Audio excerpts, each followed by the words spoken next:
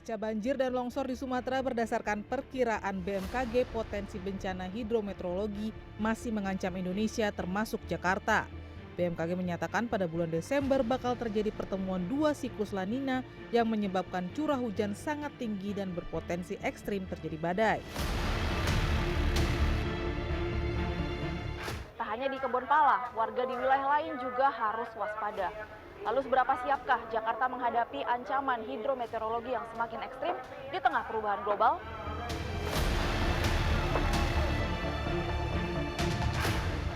Dalam beberapa tahun terakhir, banjir besar yang terjadi di Jakarta bukan lagi fenomena 5 tahunan, melainkan hampir terjadi setiap tahun. Seperti yang dialami Pak Sueb, warga Kebonpala, Kampung Melayu, Jakarta Timur. Sejak tahun 1956, ia akrab dengan banjir karena hidup berdampingan dengan Kali Ciliwung. Lama dari tahun 56. Tahun 56. Kalau banjirnya sendiri sampai sekarang masih Banjir dari 2022, 2007. Sampai sekarang masih banjir terus. Kalau dulu kan 5 tahunan ya Pak ya banjirnya. Kalau dulu setahun sekali banjir, tahun baru banjir. Kalau sekarang hampir tiap hari. Gimana Pak ngadepinnya tuh seperti apa Pak? Ya nggak apa-apa banjir, masa jangan api aja.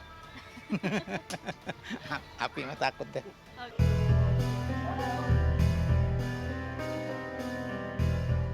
Sementara itu, Ibu Badriah, tetangga Pak Sueb, sudah tahu harus bersiap apa saja dalam menghadapi banjir yang semakin sering dihadapi setahun terakhir ini. Nenek yang sudah menetap di sini sejak usia 6 tahun ini sudah menyiapkan ruang di dak lantai 2 rumahnya untuk bertahan.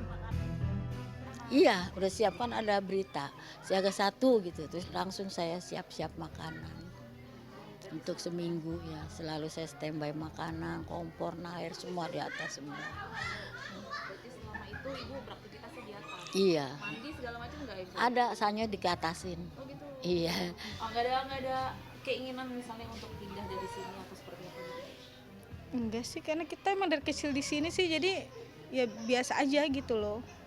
Udah nikmat aja, dinikmatin aja.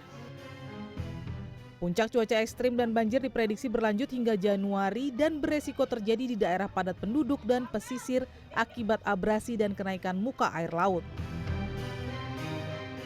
Untuk kesiapan menghadapi bencana banjir, Pemprov Jakarta menyiapkan beberapa hal seperti optimalisasi fungsi pompa penyedot dan normalisasi kawasan rawan banjir.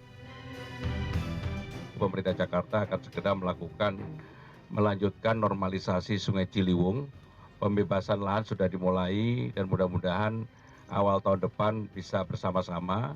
Pembebasan lahan dilakukan oleh pemerintah DKI Jakarta. Menurut praktisi tata kelola banjir, diperlukan pengelolaan air dari hulu sampai hilir menjadi langkah strategis untuk mengerem aliran saat curah hujan tinggi dan mengurangi dampak banjir di wilayah padat penduduk.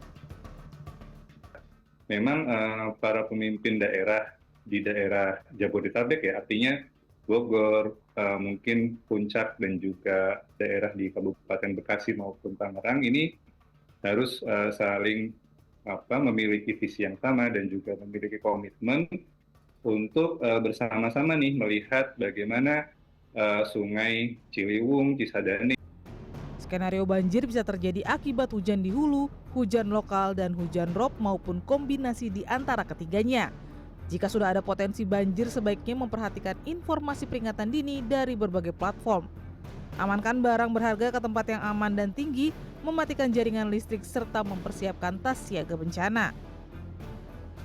Sinergi infrastruktur pengelolaan banjir, ketersediaan ruang terbuka hijau biru, dan adaptasi masyarakat adalah kunci untuk menghadapi perubahan cuaca di luar kondisi normal. Tim Liputan CNN Indonesia.